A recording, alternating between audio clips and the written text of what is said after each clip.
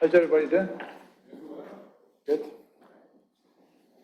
We're still in the kind of limbo land of we don't know where to show up in person or show up online, and then we end up watching TV instead of joining or something. So glad to see you guys here. We'll just let people come in from. Was there people? A bunch of people outside still?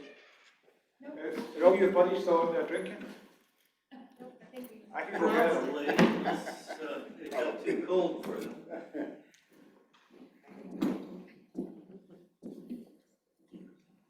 Excuse me.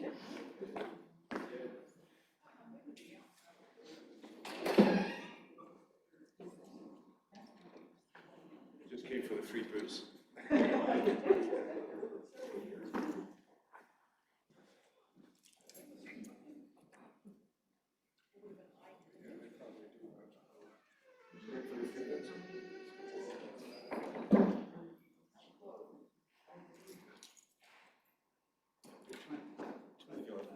That's good. That's a good number. Okay, so I'm sure there'll be some people floating in because I don't see Mark and a few of his friends who I know are here. So, but just in the interest of time, I'd like to get started. I'm really excited about tonight because most of you know Arturo because he shows up at our talks. He's our main sponsor for this lecture series for the last several years. We try and keep this going, so let me just do the lecture series announcements and then I'll talk about our speakers. So what we're going to hear about tonight, of course, is all the great stuff that's happening at the Houston Spaceport. I still remember the days when people didn't believe there was such a thing, so you're going to hear something different tonight. On March 24, we're going to have Andrew Abercrombie from NASA, and he's going to tell us about basically keeping astronauts safe, going to the moon and Mars. He's doing a lot of work with spacesuits and exoskeletons and so on. And then on April 14, we have Emma Lenhart talking about the Gateway project. That's the Lunar station. She's the program manager for it, so right there in the midst of it all. Program control manager. I beg your pardon. She's the program control manager. So we're really excited about those, and then of course we'll start thinking about the program for the fall as we continue. And again, I appreciate you coming out. I know it's kind of weird. It's still weird for us having this mix of things, but I appreciate you being here in person. I appreciate you being online. Again, tonight, Arturo, he's worried what I'm going to say about him. So Arturo, we were just talking. Arturo and I met 10 years ago when he came up to Rice to talk to me about this concept of this idea of a spaceport and how we try to bring the community together, and he was talking to a whole range of people. And since then, I think it's fair to say that we've become really good friends. We travel the world together. Arturo likes my hometown of Glasgow. He fits right in, so he's someone I've called the world's first Mexwegian. Arturo's a Mexican-American, and in Glasgow we're called Glaswegian. So you're in the presence of, as far as I know, the world's only Mexwegian. He also found out that he's 2% Scottish. So all the good stuff tonight will be the 2%. Anything that goes off, it'll be the other 98. So, but no, I think one of the things that you need to know about Arturo is he's the kind of unsung hero of everything that's going on at the spaceport. I give talks and people think about, the kind of stuff. Mario Diaz has got a big vision. He's the head of the aviation. He's the director of aviation for the city. You hear about Steve Altimus, as you were here the last time. All these companies that are doing things. The spaceport would not be where it is today or got started if it wasn't for the man you're about to hear from tonight. And so he's always been there to sort of make things happen. Let other people take the credit. Let other people claim that they started the conversation in the first place when they didn't. And he travels the world trying to promote the space business in Houston and to Houston. And so it's been a great privilege to know him. So, we haven't fallen out yet. Maybe occasionally on an airplane we might have an argument. But anyway, so I could go on and on about how great a guy he is. But the key thing is, what's happening, it's taken a while, but what's happening in Houston, all the conversations we're having at the Greater Houston Partnership are essentially centered around what's happening at the spaceport. And with that, Arturo, I'm going to give the stage to you, and you can tell us about some of the great things that are going. So please join me in welcoming him. Thank you. Good evening. Thank you so much for being here. First of all, that's what I want to say. Thank you to the people online. Appreciate your presence and taking time to listen to what we've been doing, around the Houston Spaceport project. I just heard it again. David said it seems like a long time. Well, it's been really 9.5, 10 years since we started this spaceport development, right? And as you well know, in any terms, especially when you're talking about government, right? Things take really, really long, right? Well, in my opinion, we have done a lot, and I believe that you will, by the time, we finish this stuff, you will agree that a lot has happened in Houston. And we have now been able, with the support of the federal government, the state government, the local government, the community, especially the community, we have been able to advance what many thought was just a dream, something that was not going to happen, something that didn't make sense. And, all the opposite has been now proven, right? From what used to be a concept. Now we have some very serious investment going on in Houston that is having a direct impact in each one of us, one way or the other, because of, again, the jobs, the taxes, the goods that are being consumed, whatever is happening around the spaceport is having, again, a direct impact, and that's what we've been looking for. But I also have to say, and now it's going to be like a competition, I want to say thanks to David Alexander. Yes, about 10 years ago, I came to Rise Space Institute trying to talk about the plans that we had and get some feedback regarding, the plans that we had. At the time, again, the vision was one that was a little bit blurry. Does it make sense? Or doesn't, right? We had done by then the homework of feasibility and economic studies that clearly indicated that this was a development that Houston could not pass over, right? And I am glad, again, that the city of Houston made the decision to move forward with this development, because today, we are in a much better position than we were back in 2012. You'll see what I'm talking about. Let me get started with some of the information that I have here, and we'll hopefully have some time at the end for some questions. But basically, Arturo, sorry. Can you announce that for the people online that if they want to put a question into the Q&A or the chat, I'm monitoring that. So I'm sorry, I meant to say. Yeah, sure. Thank you. For the people online, if you have any questions, please go ahead and put them on this doc. Here we have David Alexander, who's monitoring the questions, and we'll be happy to get back to you. Thank you. So who we are, again, this is stuff that most likely, and well, let me just get back to you from this, this select group that I have in front of me. Who really knows what's going on at the Houston Spaceport? Can you raise your hand? You haven't heard much about it, right? That is so I guess typical, right? For some reason, although this being such a large development, it's just not catching the attention of everybody. It's just something that we have seen since the beginning. But again, it is something that by the end of this presentation, I think you're going to be paying a little bit more attention. Who we are, we're the Department of Aviation for the City of Houston. We are Ellington Airport, Bush Airport, and Hobby Airport, all three major airports of the City of Houston. Bush, obviously, serving a very, very defined role, moving international and domestic passengers to and from Houston. Hobby now lately, also an international airport, a smaller hub airport, but also moving commercial airlines. Ellington has or is the oldest airport in Houston, built in 1917, when the word the word airport didn't exist. That's why you know, when you think about it, that's why this place was originally called Ellington Field.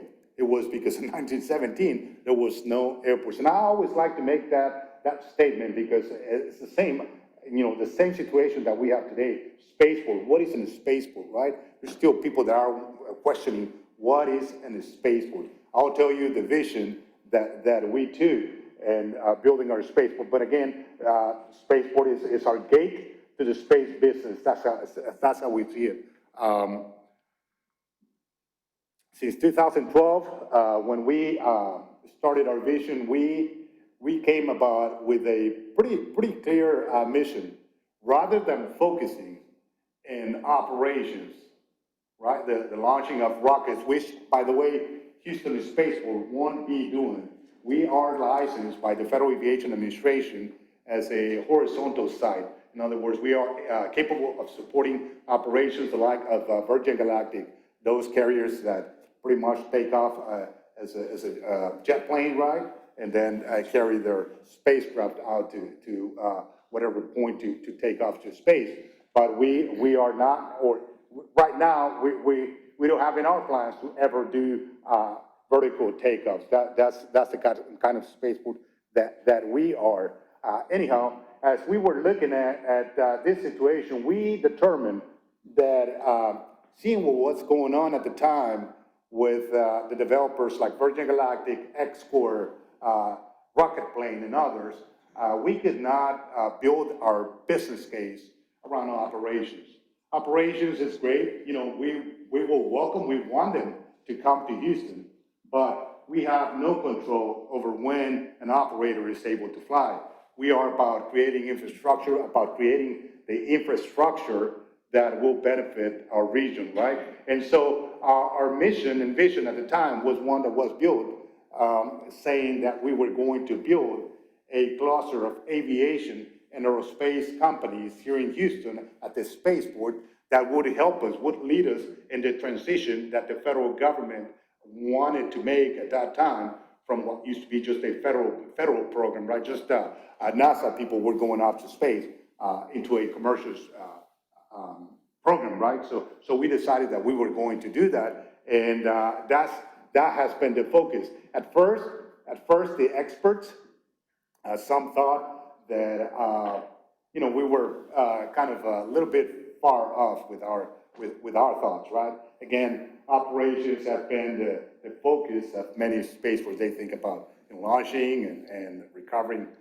spacecraft. They were missing one big part, and that was the economic, right? The commercial part of the spaceport. By commercializing space, all this infrastructure that we're building across the U.S. Requires to become at one point self-sustainable. The federal government doesn't want to continue to be paying for spaceports, right? That's why, you know, we decided to go ahead and turn this into a commercial operation. So what we were able to define back there, operations was not going to be enough for us to be able to recover the cost that we have to incur, you know, in building a spaceport. So again, the focus was into turning this into a cluster of aviation and aerospace companies. Many things have happened. Again, we have now clearly positioned the Houston Spaceport as a center of economic development that is having a direct impact.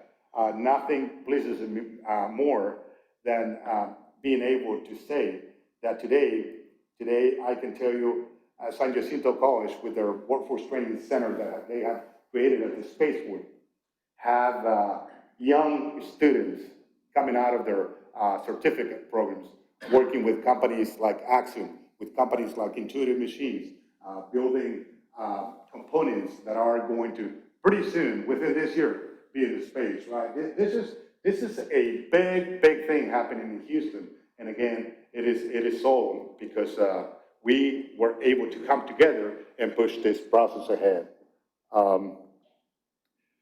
The approach that we took to do all this, yes, it's not easy. We wanted to, you know, to make sure that we became an attractive location for companies.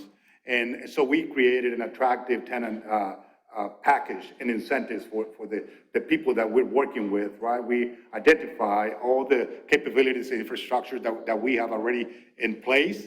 And we've been working really, really close with a number of organizations, universities included, of course, the economic development offices in Houston and the public to move our project. This is a very powerful statement. In less than 6 years, we were licensed in 2015 as the 10th commercial spaceport. In less than 6 years, we went from being just an idea, right, to actively now supporting low Earth orbit, planetary, and lunar operations. And you will see confirmation of what I'm stating here, right? Something that again, people thought was not going to be possible, right? It is happening in a very short period of time. Again, 6 years might seem like a long time, but it really is not. It's not when you need to build a number of facilities that are necessary to support the business and operations. The first step that we took, this was back in 2016. Again, Houston, in my opinion, was suffering a little bit. You might remember, what was it, 2010, 2011, when the federal government canceled the Constellation program, right, that had a deep impact here in Houston, equal to about 3,000 layoffs back then, I think, just about. And in 2016, the Boeing company, again, was moving out of the what's now the Houston Spaceport and leaving this facility, a 53,000 square foot facility that had all the components that are necessary for spacecraft development and for many other jobs available. We went ahead and pushed for the acquisition of this facility. At the time, we bought this first building for a little bit under $7 million.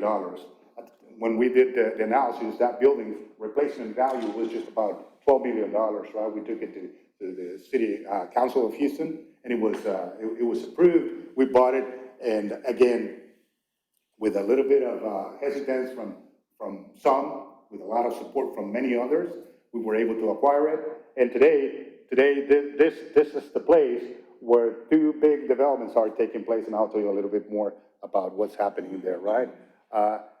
We went ahead and leveraged all the assets that we had at Ellington Airport, started promoting that package, putting it in front of companies, and again, is making a lot of sense in their minds.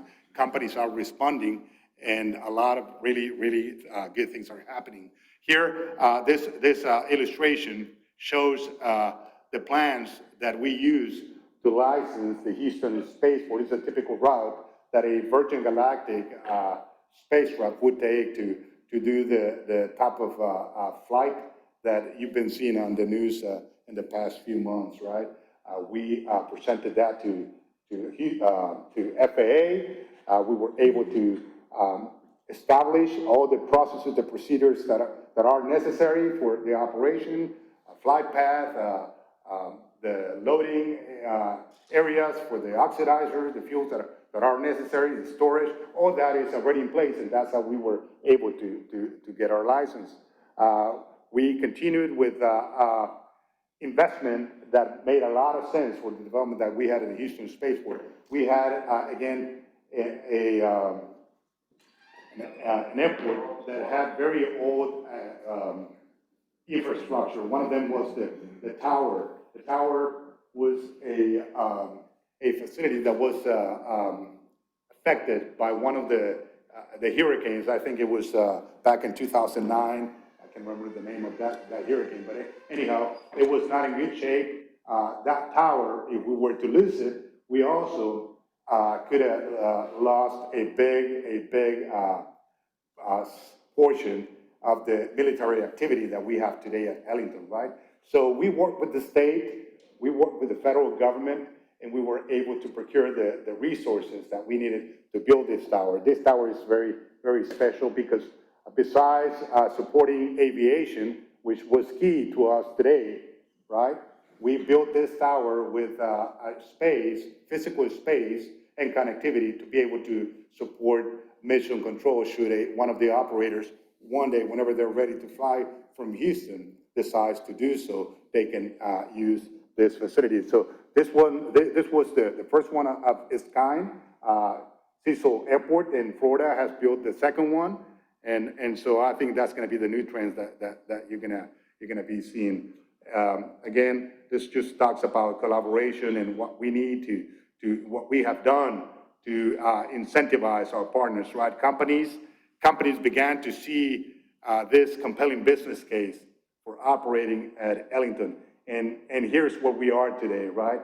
I talk about as we speak today, we have reached that tipping point that is making the difference for everybody, for us especially as the first I guess investor, right? We have put a lot of resources, a lot of money into this development, right? And so we wanted to make sure that this was going to work. Companies are seeing it, and really good things are happening. Again, about the spaceport, things that nobody thought were going to be possible are happening. This engine that you see here in this slide is Intuitive Machines. They've been doing now for the past 2 years rocket engine testing at one of the facilities that we have in the airfield. This engine is being built to support the operation that they will be conducting using their Nova-C lunar lander, which is an autonomous system, an unmanned system that is scheduled to go to the moon within the next 3 to 6 months. This is, again, to me, a very, very, I guess, motive to celebrate, right? It gives me a big sense of pride again, because this is the kind of stuff that nobody thought was going to be happening in Houston. We've been doing the work with companies in the aerospace business for many, many years, but mainly it's all about engineering. It's mainly about, creating the drawings, and then when it comes time to build, most of the time, we take that out of Houston, and we go build it somewhere else. We wanted that piece of the business to stay here in Houston, and it is happening.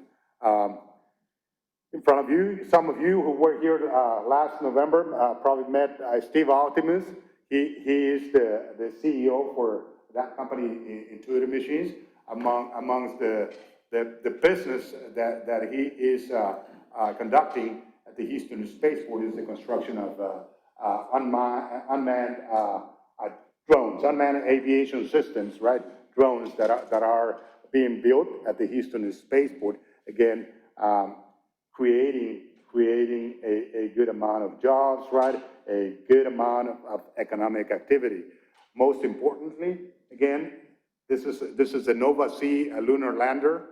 This is the vehicle that he was contracted to build by NASA about 2 or 3 years ago.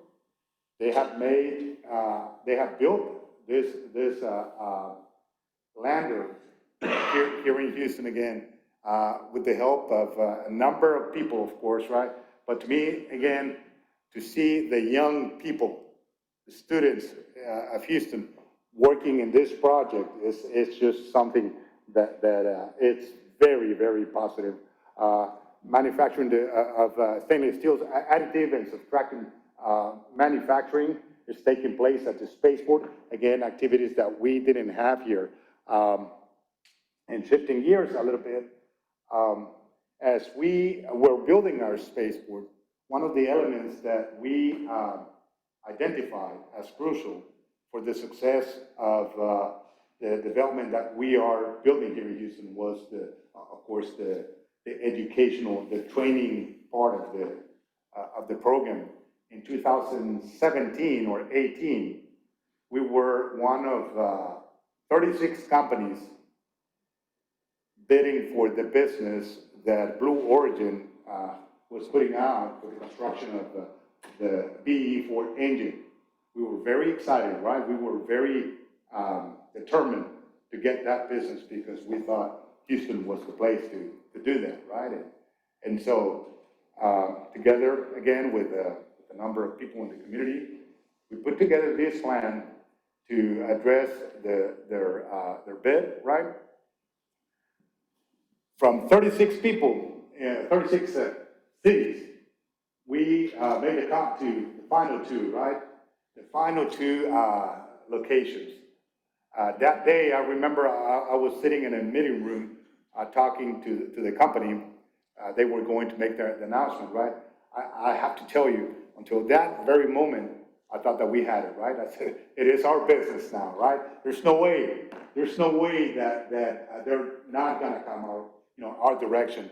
Why? Because again, we presented a very attractive package that included a number of benefits for the company. We were very surprised. The answer was we have elected to actually go to Huntsville, Alabama, right? That's where we're going to go and build our B-4 engine. I was so disappointed. We were all so disappointed. And so we took it. A few weeks later, had the chance to get some feedback from the company and from Huntsville, right? And the reason why we lost that bid, it wasn't money, it wasn't asset, it wasn't all the great resources that we have in a city like Houston. It was all connected to the human element, right? The resources, the people being trained, the people having the degrees that are necessary to support a strong force. And you say, well, wait a second. No, Houston is really strong. One of the talking points that we have is Houston has more engineers per capita than any city in the U.S., right? Well, yeah, but really, it's a lot right now in oil and gas, right? But they've been doing that point. So we lost to Rocket City, right? Just like we're Space City, Rocket City is the nickname of Huntsville. We lost it, and at that time we said, this is it. We're not gonna allow for that to happen. That's when we went deeper in talking with universities. We've been working really close with David Alexander, his Rice Space Institute, San Jacinto College. It was the institution that we needed to be able to turn around technical workers, right? And we worked very closely with Dr. Brenda Hillier, the chancellor of San Jacinto, and she made a commitment. She went in, and today, the facility that I showed you, that what we call the Houston Aerospace Support Center, that first facility that we acquired, that's where San Jacinto College has the ESH, they call it. That's their training center. There's a number of people, a number of students that are that have been trained, that are being trained today, and I guess I stop also to make or highlight this point. Today, as we speak, there's a number of, of scholarships available for those interested in getting some sort of certification for a number of different areas where they can work in space business, right? So if you know of somebody, if you are that person, right, you're welcome to check in with San Jacinto. There's a lot of really good things happening, and I think you could get your training. This is in place, and this has helped us to build our offering here in Houston to make us even more attractive now to companies, right? We've been investing in the Houston Spaceport in a very diligent manner. We have not in any manner misspent the resources that we have in the spaceport. Today I stand in front of you, and I can tell you, none of your taxes, none of the money that you pay to the city have been used to build this spaceport. We are an organization that produces its own revenues, right? And that's what we've been using the Houston Airport System resources to build our spaceport.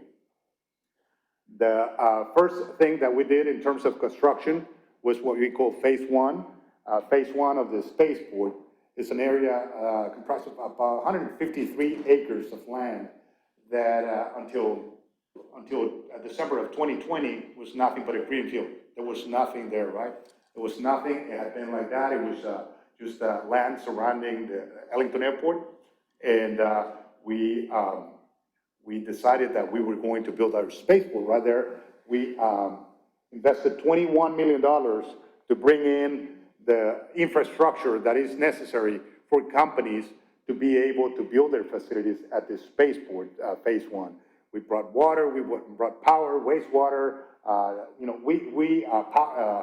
fiber optics, all the necessary elements to allow for a company to be able to easily build at the spaceport. That's what we brought. And in December of 2020, we completed this construction. Immediately, the vision that we were building proved to be right. There's a company called Flight Safety International. This is a company that trains pilots. That's what they do. They train pilots. We were approached by the company. The company had made the decision to build their operations facility here at the spaceport. It was something about 200,000 square feet of space that we're building, about $200 million in investment that they were going to have. And we're really excited. Of course, you know what comes next after December of 2020. We are hit really, really hard by COVID, right? The aviation, the airline industry, right, suffers the most. And the company decides to withdraw their plans. And right now they are on hold. But we were very, very pleasantly surprised. We continued with that. Again, this is when we completed the construction of that infrastructure. Well, just last summer, it was June or July of 2021, we made the first big announcement for the Houston Spaceport. Not the first big, because it's connected to actual construction of the spaceport, right? Collins Aerospace, a company owned by the Raytheon company, right? Multi-billion company, saw fit, right? And saw that it was in the best interest to build their facility here in Houston, which means not just serving their existing workforce here in Houston, but being able to bring in new jobs, new projects to Houston. And so we announced that deal was complete. It was approved at the time by the City Council in the summer or spring of 2021. And today, as we speak, that building is under construction. By July 22nd, they estimate that they will be moving into that new facility. Again, it's music to our ears, right? Not only did they secure that new building under 9 acres, but they also went ahead and said, hey, we want to have an option for the land, another 9 acres next to us, again, because of what we see coming up and the connection that they see with the Houston Spaceport.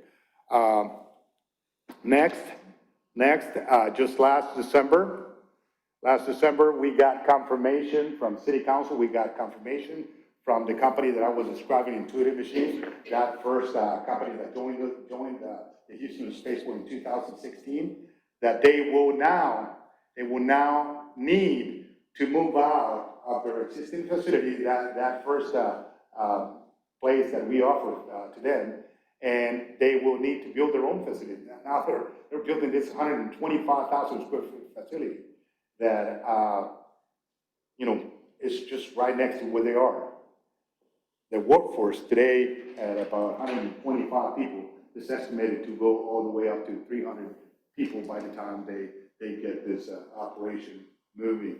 So again, that to illustrate, all the economics around the development of this infrastructure, the Houston Spaceport. And one that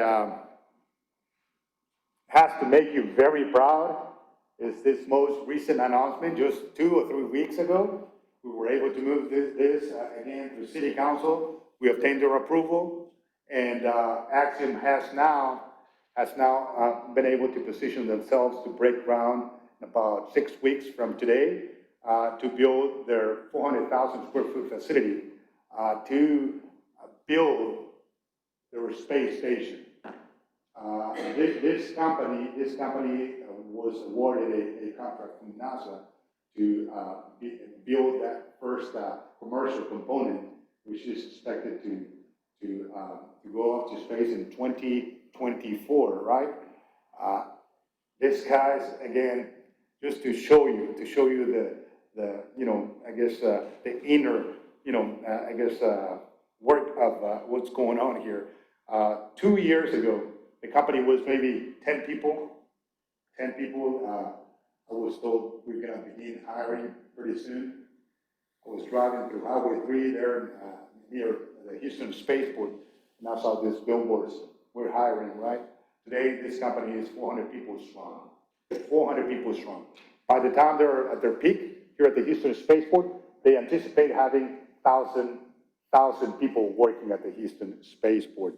And most importantly, of course, you can see it. Now, today, there are other contracts out there for potential development of space stations, but regardless, these guys, in my vision, they have the upper hand, right? They're already working on this, and hopefully they will be able, by the time the federal government decides to decommission this space station in 2030, I believe, is the date, they will be able to, move on and keep their operations, and again, us here in Houston, we maintain a very, very strong foothold in the space business, right? Here, this is an illustration of what I was showing you just a minute ago. This, as you can see, that's a phase 1 and that first quadrant. You see Collins Aerospace, that's the facility that they're building today. The end date, they're showing it as August 2022. That is right now pretty much standing up as you see it. Finishes and of course some other materials are still missing, but the delivery date for that first 120,000 square foot facility is August of 2022. On the right side of the screen, you can see Intuitive Machines, which is building 125,000.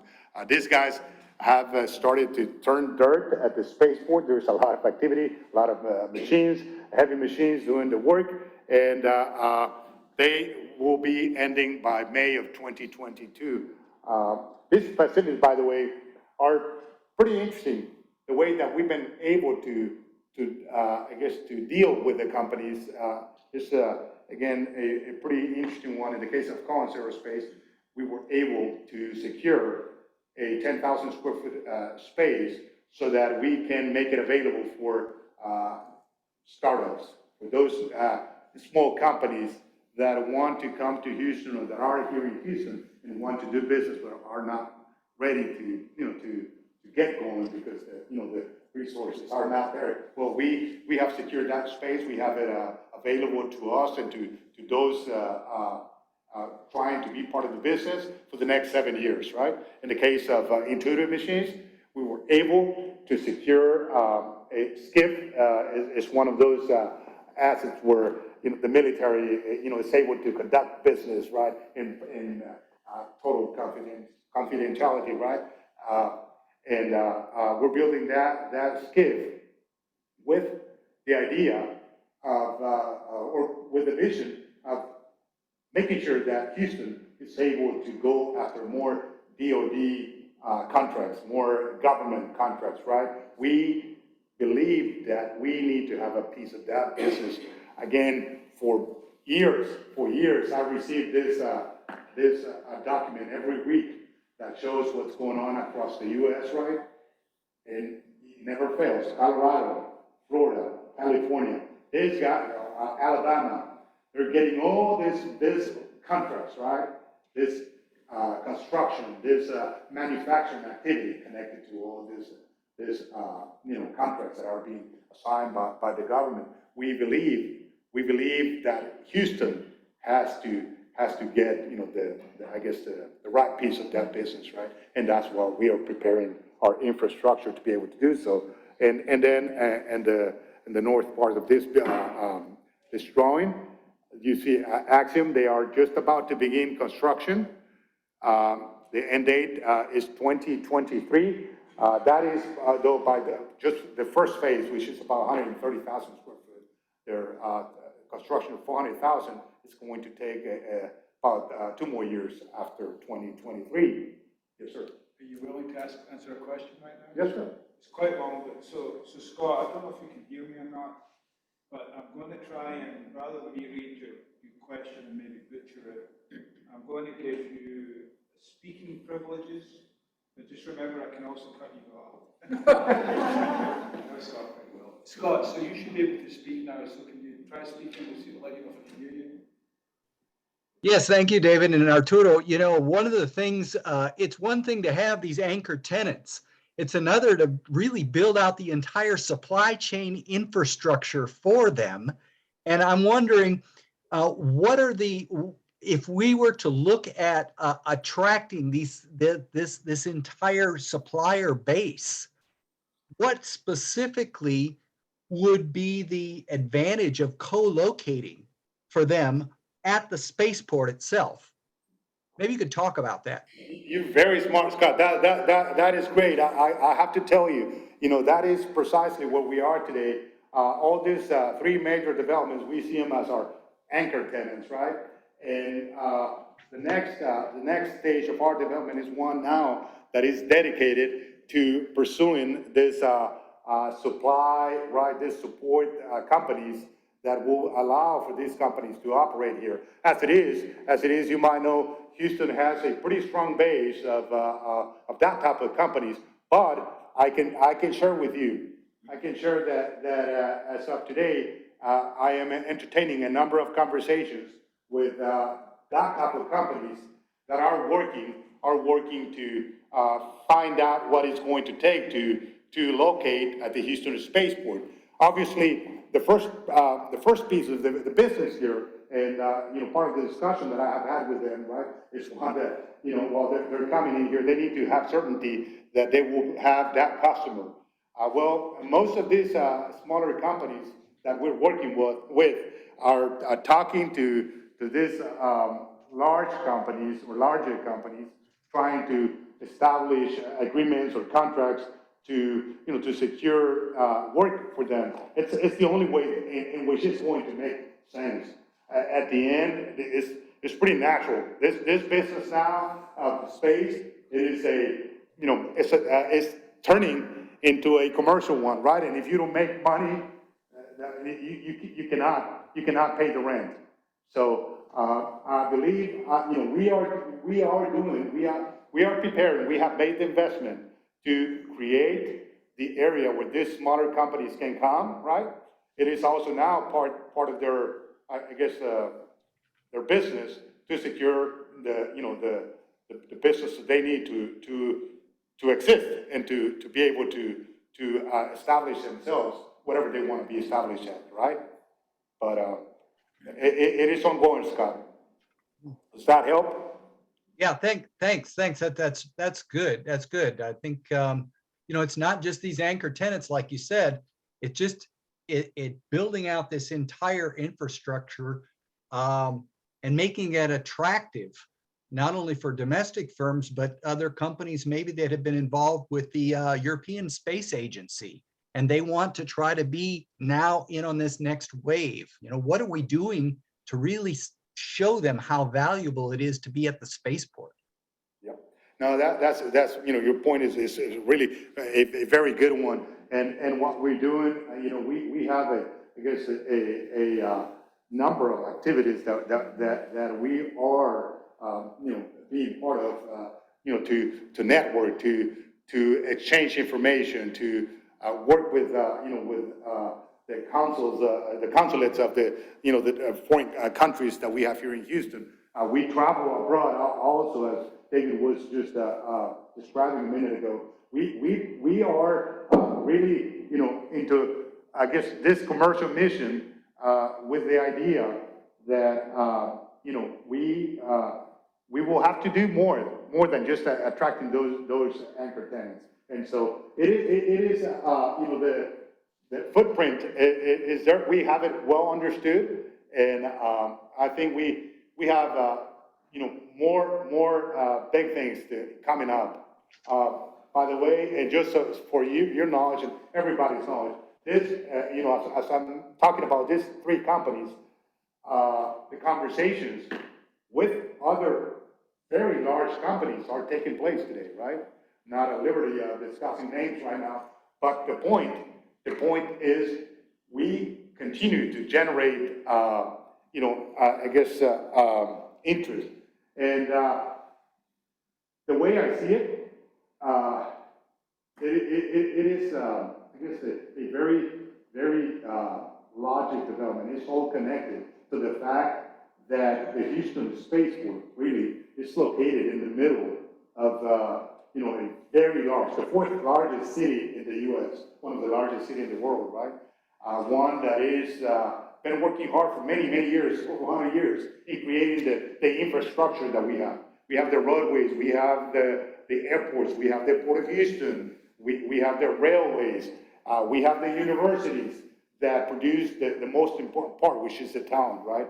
And obviously, companies and those, again, in the commercial arena, those, doing business are seeing it, right? And that's why they're looking at Houston. Then, of course, we're so fortunate of being home to Johnson Space Center. Johnson Space Center, it's an institution that for many years, has put Houston, forefront of space, right? We have a place at the table. Johnson Space Center, it's not just history, right? It's actual resources. It's actual money. There's $5.5–6 billion that come in through Johnson Space Center every year. That's a big amount of money, right? And again, companies are looking at Houston because of all the assets, all the resources that we have here. Arturo, can I add one thing, Scott? I hope you can hear me about the international side of things. Is we were actually supposed to be joined by the Honourable Valerie Baraban tonight, who's the fairly new Consul General from France.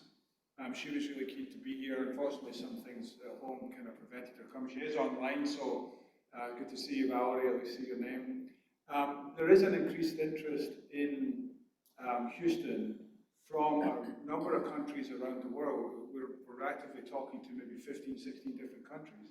And I believe a lot of that has to do not just with the presence of the Johnson Space Center, because that's been there for a long time, but the growth that's happening at the spaceport. And Scott is he heads one of our working groups for the GHP, but so he knows some of this. But this is something that's exciting a lot of us, and just the ramp up in the last year or so has been phenomenal. And again, the spaceport, I think, is at the heart of a lot of that interest.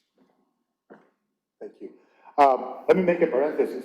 You made me think as we were talking Johnson Space Center. This is I guess a personal anecdote that I have to share. I like to share with most people, right? This is what happened to me back in 2019, 2018. I was speaking a lot to Buzz Aldrin, right? Second man on the moon. He was traveling to Houston, and we met, in occasion to talk about things. This time, July 3rd of 2019, he came to my office and we were talking. He has some interest in one day having an institute at the Houston Spaceport, right? So while he was here, I said, hey, boss, I bet you have a bunch of memories connected to Ellington. Would you like to go and check out the airfield? He said, yeah, I'd love to do that, right? So I got him in my operations truck, right, and we went out. We're driving through the ramp. We got to the area where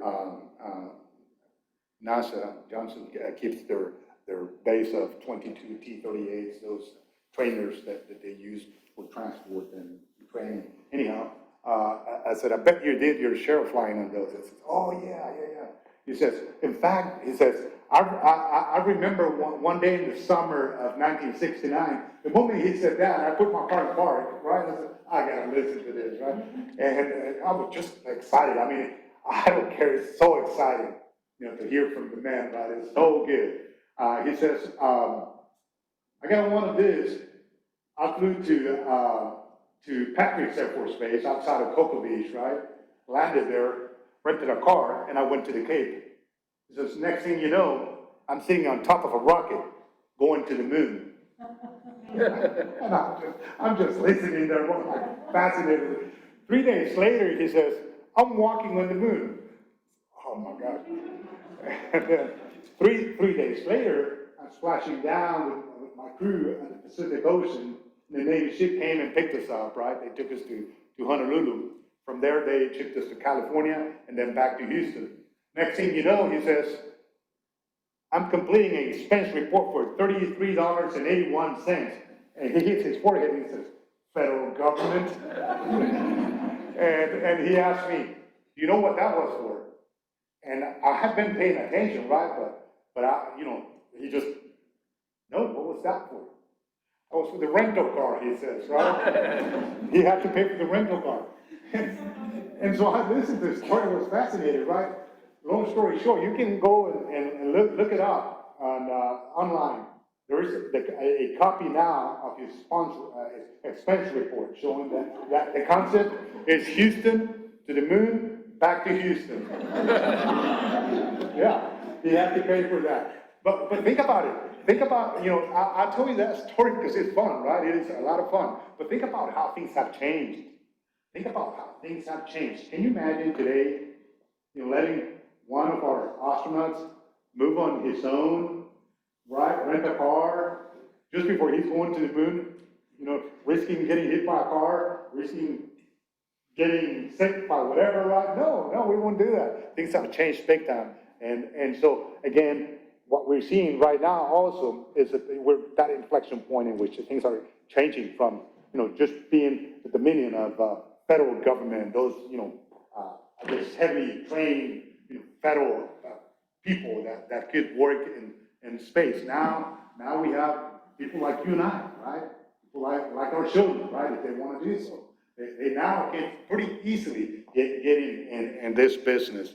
So ask them again. Ask them. They'll be ready by 2023 with their first large facility. They expect to receive in May of 2023 the first module for space station. As we speak, that module is being welded by Alinea in Italy. It'll be landing at Ellington by means of a beluga aircraft. And then they bring it into their facility, and they finish doing all the work. And in 2024, they take it to the Cape to go up in one of the SpaceX cargo vehicles to be connected to space station. So again, this is happening at the Houston Spaceport. It's like, again, to me, really, it is a dream come true, right? I really, I believe 100%. And don't see me wrong, right? I believe 100% since day one. Otherwise, I would not have been connected to this. But to see the progress and to see it that fast, right? To having the Houston Spaceport solidified that fast, it's so gratifying. Other business, I was talking about startups. This is one called Venus Aerospace. This couple that you see, they're husband and wife. About a year and a half ago, they called from California. They said, hey, we're in California. We've heard about what's going on at the Houston Spaceport, what's going to happen. We're thinking about leaving California because it is getting really hard to do business in California. I said, welcome, come to Texas, right? We have a place for you. They moved. Again, it was a couple. Today, they're working out of Ellington. Yet they're not positioned yet at the spaceport. They have leased hangar space. Their workforce has grown to 30 people, and they're working on hypersonic technology. Hypersonic, again, the kind of things that you thought, were not going to be happening are happening now at the Houston Spaceport. The experts give a lot of credit to the plans that this company has. So who knows? We might, again, be home to that first company that is able to break hypersonic travel, right? And we should welcome that.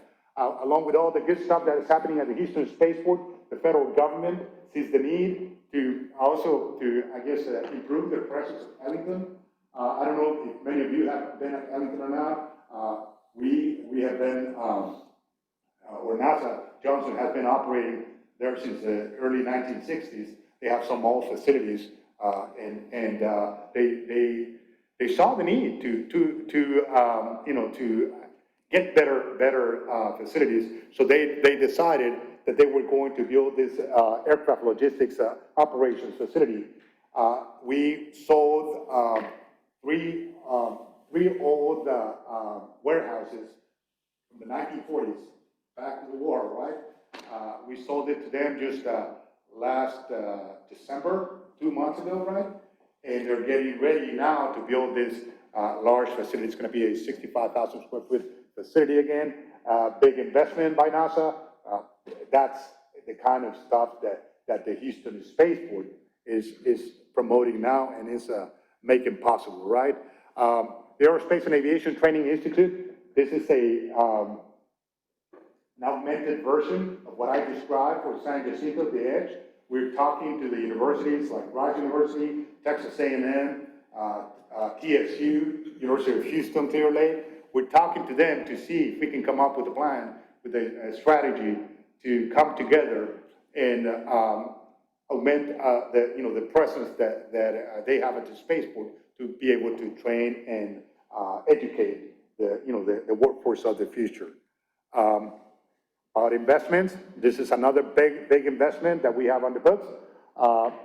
We're in the process of procuring the construction, the design and construction of a full-length taxiway along runway 42, an investment that is valued about $135 million, big chunk of money.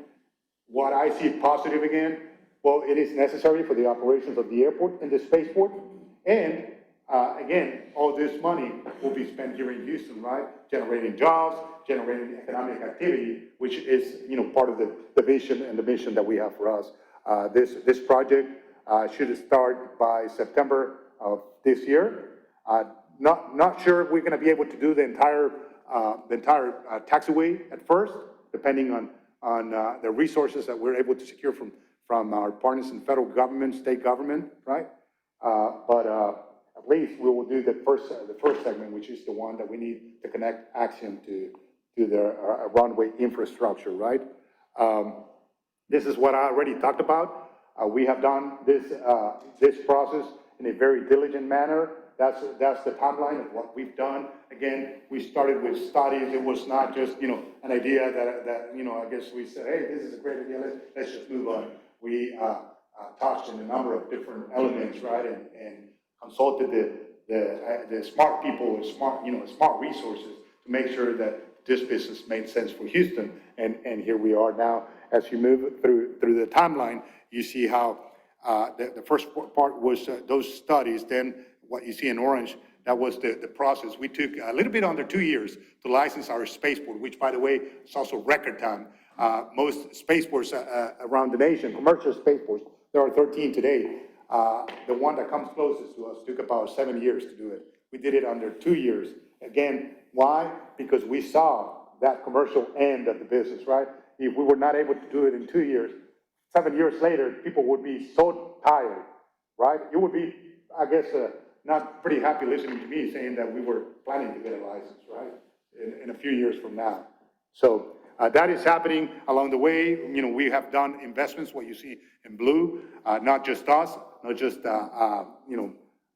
city money, but private money. The Lone Star Flight Museum invested $40 million. Commercial business operators that are doing flight activity have come to Ellington. So there's a lot of activity, there's a lot of private money that has come. And now, in the past year and a half, again, we've reached what I described a minute ago as a tipping point now. Things are happening now. Companies are talking to us to get, oops, what did I do? To get their business hopefully here. So far, this is just in numbers to give you an idea. In about 2 years, by the time that everything is done, just with this anchor tenants that Scott was describing just a minute ago, we will have 1,500 jobs here in the Houston Spaceport. So far, we've invested about $100 million. Again, not just government money, but it's private money here, which makes me feel really good because everybody's putting their fair share, right? And then by the time the construction in 2 years ends of this first three facilities, there will be about $300 million of investment coming to Houston, right? This is really good. We are, achieving that goal of becoming really attractive for companies. This is a statement by Federal Aviation Administration. Federal Aviation Administration in 2014 was still struggling with taking in the responsibilities of space, aerospace, and with more aviation. That's what we do, right? There's obviously that clear intersection between the two activities. And today, this is part of the 2020 report. You can clearly see where they say the commercial space launches and unmanned aircraft systems are rapidly expanding industries.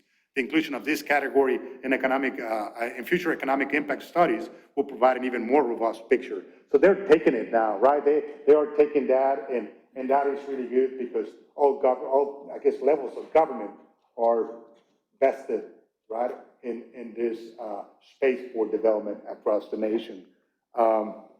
Today, just to close my presentation here, we have 100 people coming to Ellington, and this is something really interesting. Some come to visit our museum, which we have there, right? Some come to go to school, some come to fly airplanes, and some are building spacecraft right now at the spaceport. It is really, really positive news for Houston, right? They are each one of them, of course, doing their part, helping our community. And again, we are very, very positive about what's going on in Houston. We are very appreciative of you guys, the community, because without the support of the community, right, things stop. I'll tell you, things stop. And when we got our vision for this spaceport, we had our first environmental study. People came to provide comments, and what we saw was unbelievable. People in the Houston and Ellington area were saying, "Hey, why don't we send vertical rockets? Why don't we do this? Why don't we do that?" Everybody has been supportive. Other places across the U.S. don't have the same type of support. They're struggling. That's why most other spaceports take 6-7 years to be able to get their license if they're able to do it. In the case of Houston, we were able to do it really quick. And today we are, of course,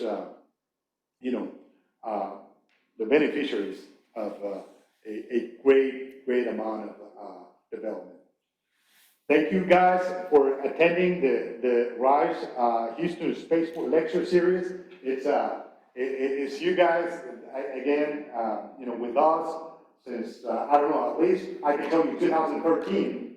So I was just going to say, yeah, this, if we had been able to get you in January, it would have been the 10th anniversary of the lectures, but we did our own thing for the first year, and then you guys came in 2013. So it's been 10 years we've been running these lectures. Thank you all. Thank you for being here. And if you have any questions, hey, please feel free to ask.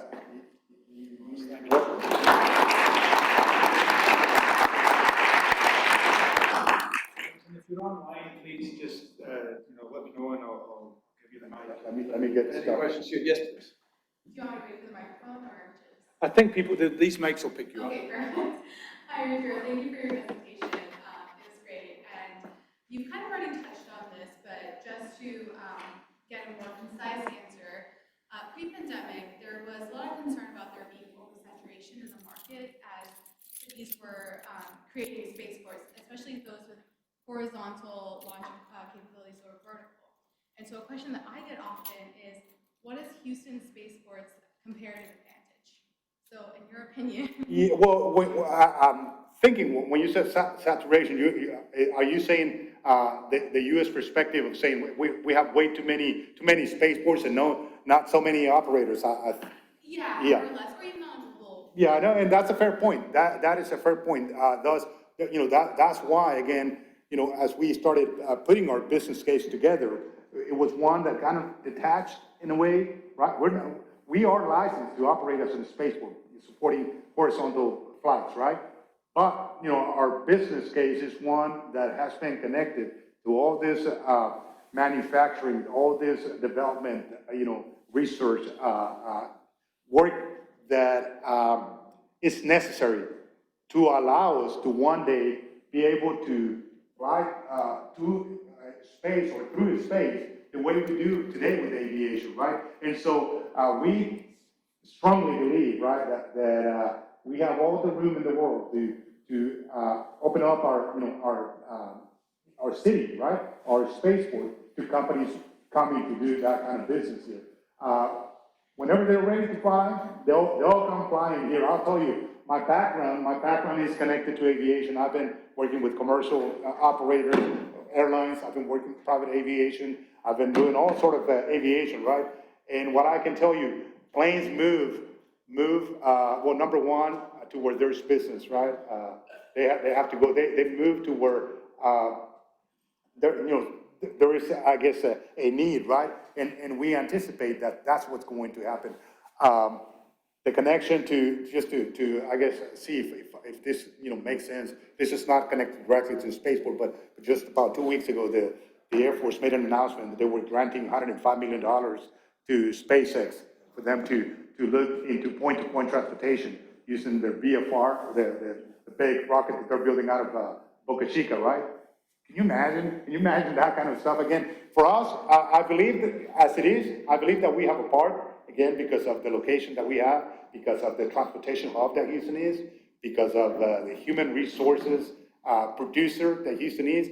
I believe that we no matter what, we get part of that business, right? So we're not that we're not worried. We worry about everything, of course, but we don't believe that we're one of too many, right? So before we go on, I get to boast a little bit because these two grads, Swati and Rachel, are two graduates of our professional masters in space studies that we created around about the same time as I took over as the director of the Rice Space Institute from the founding director, who I just spotted, who's been sitting behind me this whole time. Professor Patricia Rice created RSI. And at the back here, we have a bunch of current PSM students. Maya, I thought you were supposed to be in class. But I'll continue my book because we have a question online, and the question online is from yet another of our existing professional master's students. So Anand, I'm going to allow you to talk. If you'd like to ask Arturo your question, you should be able to speak now. Anand? Yeah, can you hear me? Yes, we can. Yeah, that was a great lecture, and thank you so much for that. I wanted to know, since I'm an international student, does the Houston Spaceport and all the companies in that generate jobs for non-US citizens too, or are most of the jobs targeted towards the US citizens only? Well, what I've seen so far, depending on I guess what area of the company, and what type of missions and developments are taking place, I think that there's going to be a room for others, not just the U.S. citizens, but U.S. residents, right?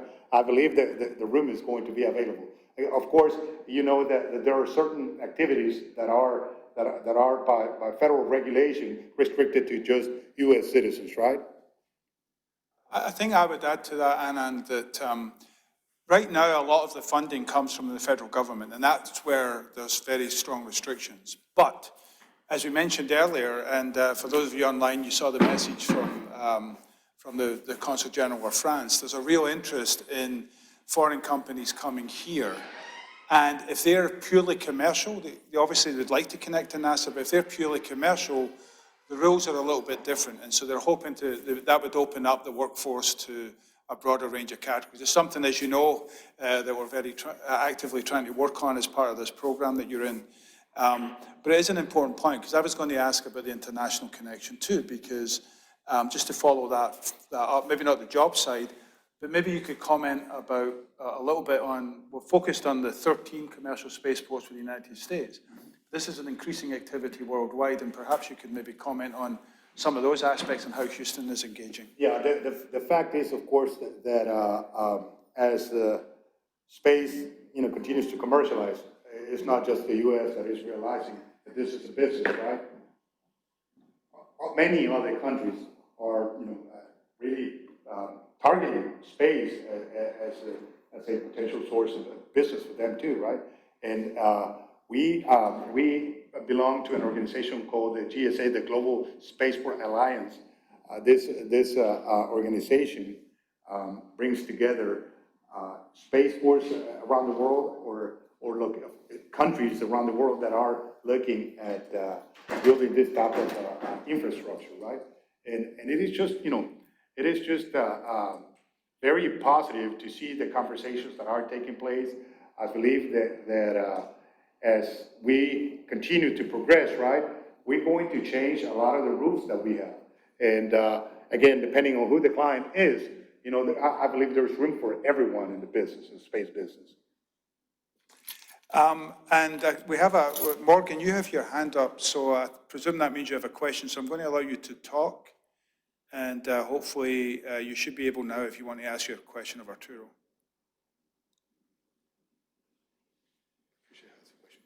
Oh, I'm sorry, yeah. Morgan, are you there?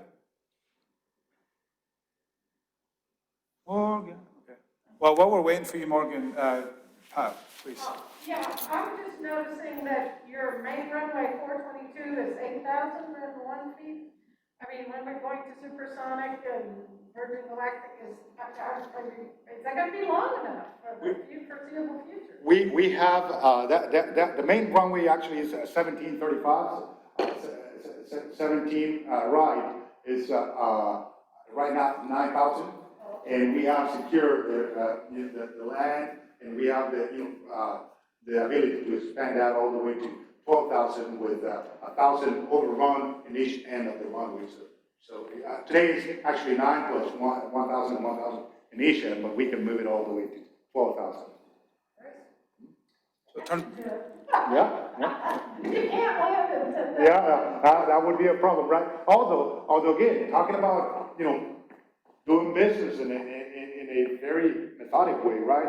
I'm not an expert, right? But in this part, we had Spaceport America. They built their facility, right, at $250 million. They built a 10,000 foot runway. And before Virgin Galactic was flying, right, they said, well, we actually need 12,000. So they added the 12,000 back in 2014. And from what I've seen in operations, you can easily do, with the 10,000, right? So technology is ever changing right now. And that's why we got to be very careful in how we move ahead with investment in infrastructure, right? Again, we're going into this commercial mode where we need to recover the investment, right?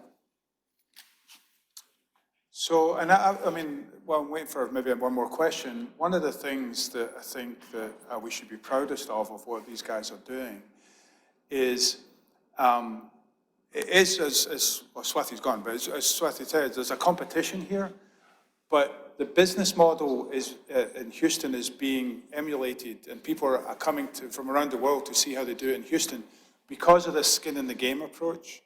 So rather than building a hangar and saying, hey, we've got a big hangar space for you to come and use, please come and bring your workforce with you, then they could come, take advantage of the money being provided by Houston, and then get a better deal the next year and leave.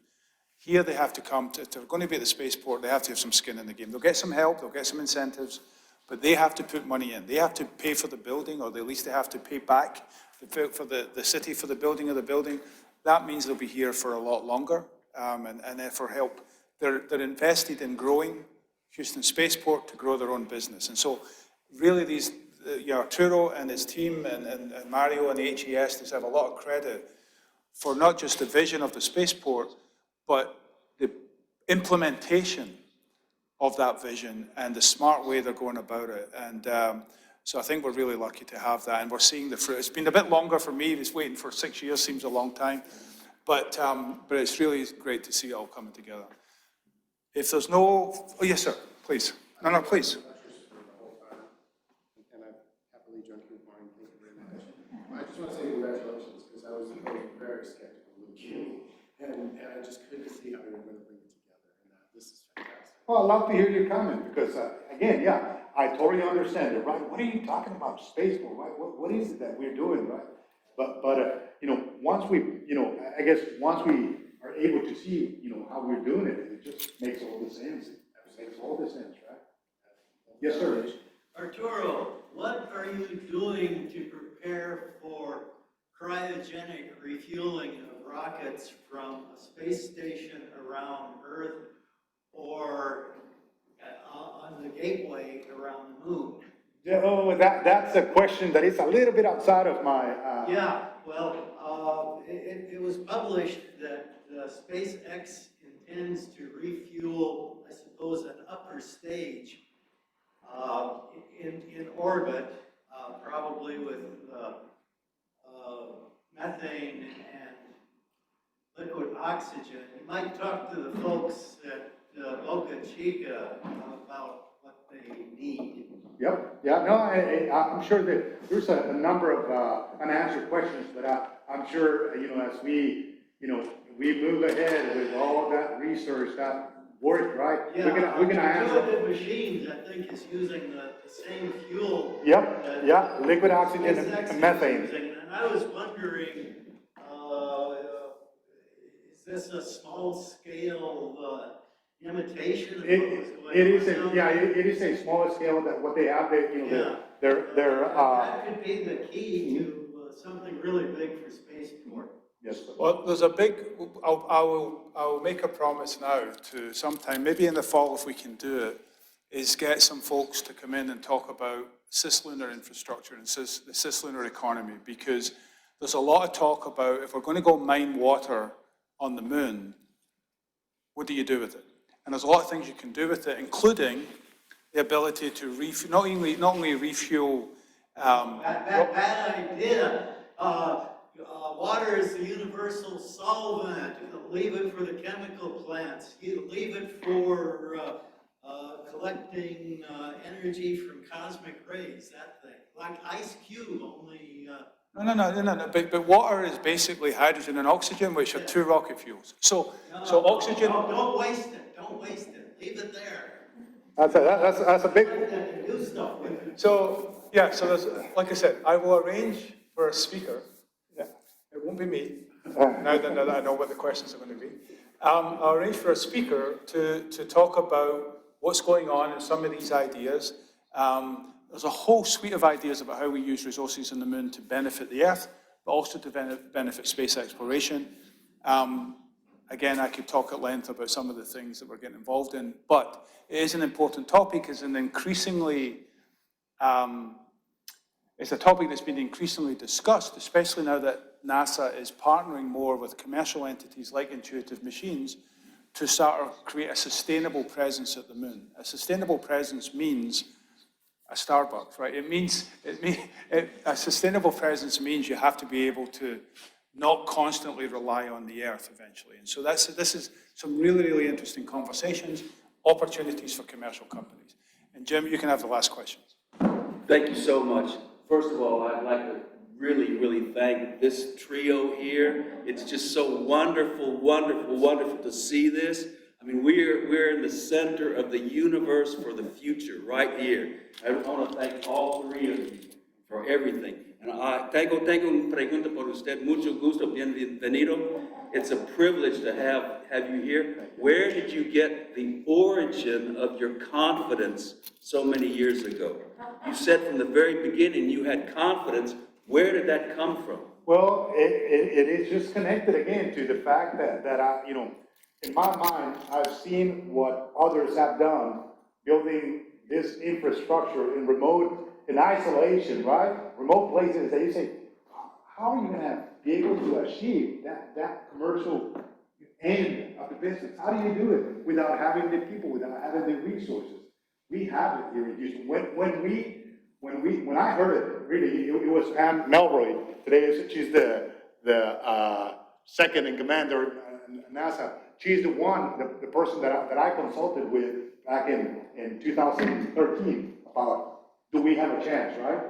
And Pam said, you know, when I described the plans that we had, you know, I said, we are going to build it little by little, right? We're not going to focus in operations the way that others have.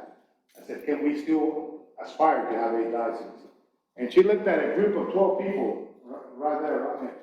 And she says, oh, you know what? In fact, we prefer it that way. That's what I got. That moment I said, hey, we can do it in Houston. Cervantes dice, poco a poco se andas lejos. There you go. Yes, sir. That's right. All right, so you know the tagline by now? You don't have to go home, but you can stay here. Thanks again for those of you online and for those of you here in person. March 24th is our next one. It's going to be in a different venue because of some booking. It's going to be, well, watch the email. It's the building that way a little bit. Because it's not right next to Valhalla, we'll probably do a little reception thing. So again, you're on the mailing list. You'll find out about it. We'll give you plenty of notice. Andrew Abercrombie from NASA. So again, thank you, and please join me in thanking Arturo. Thank you again for giving me some of your time today. I know, there's other stuff going on, so thank you. See you guys.